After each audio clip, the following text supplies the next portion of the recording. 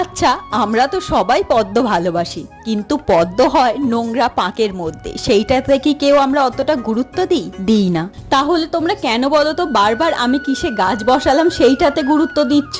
কি কি গাছ দেখাচ্ছি তোমাদের সেইটা দেখো। যাই হোক, কিছু মানুষের স্বভাব আছে খারাপ কথা বলার, তাদেরকে বলতে দাও। আর আজকে আমি একটা ঘরের বাতিল জিনিস থেকে এত সুন্দর হোম ডেকর বানিয়ে ফেলেছি, তোমরাও দেখো কিভাবে।